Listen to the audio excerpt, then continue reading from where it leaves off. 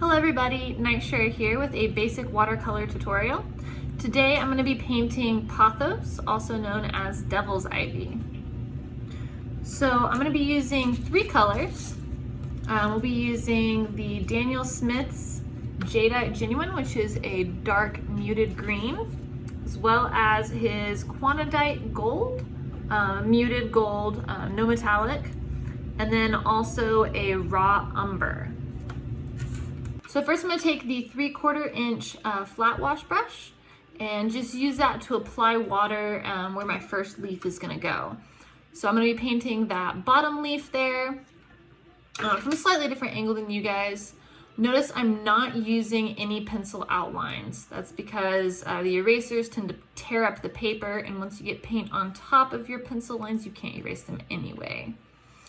I'm going to apply my color with a filbert grainer. That's going to be the center brush on that image there. And why I really like to use the grainer for this is it's got longer and shorter bristles. And so if you apply just light pressure, you can get lots of streaks. And those are really good for imitating veins on our pothos plants. First, I'm just going to apply a thin wash of a very yellow, heavy green, and that's just because the lighter spots on the leaves have more yellow in them. And the way that watercolor works is you build. So I'm putting down my first wash of this sort of lighter green, and that's for the lightest spots on the leaf. And notice that I'm painting in a downward diagonal, mimicking the way that it is on the actual leaves. I don't want to leave any streaks or anything going the wrong direction. Now I'm just going in and building that color. So you go back several times and just add a little bit more green, a little bit more green. I'm mixing in less and less yellow as I go through my layers. And just adding more and more details.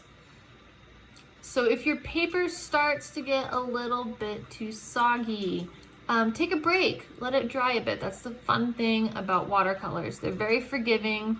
You just have to give it time to dry. So I'm gonna go ahead and go on to my next leaf. Once again, wetting the paper. I can come back to my first leaf and add more in a little bit. Oh, and it looks like I got my paper too wet. So always keep a rag nearby because you can just blot off anything that gets too wet and just paint on top.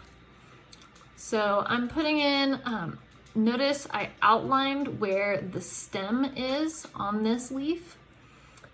Because it appears so light from the angle that I'm at, I want to go ahead and outline it out. So I make sure to keep it that really light green that I started with on my first wash. So as I'm looking at it, this leaf is ending up a whole lot darker than my first one. So I'm going to go back and I'm going to add some more green, go ahead and build up another layer so that they look like they're from the same plant.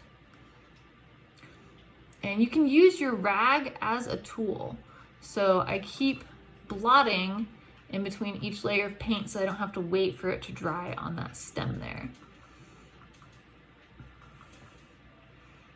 And see, I made a small mistake, but then I was able to just blot it up with the rag, and you can't even tell.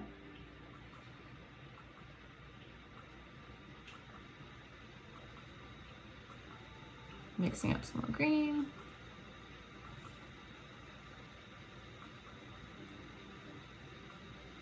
So this one, I got a little yellow heavy.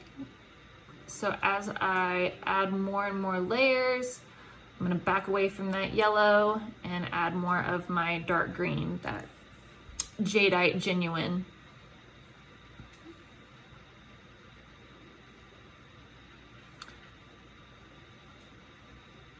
And as your leaves dry a little bit, you can go back with the edge of your paintbrush or get a very small paintbrush and sort of clean up those edges to sharpen them up. I like to sharpen them on certain edges and then leave other ones soft. You kind of just know which ones to do that to. This bottom leaf here, because it is behind the other one, I want to make sure that they don't appear to be attached. So what I've done is made it very dark, darker than it actually is in real life, behind the first leaf, so that I get that difference in color there. Thank you so much for watching my video. I would love to see the artwork you created. Please leave a link down in the comments. If you have any questions, please leave those as well, and have a wonderful day. Perfect.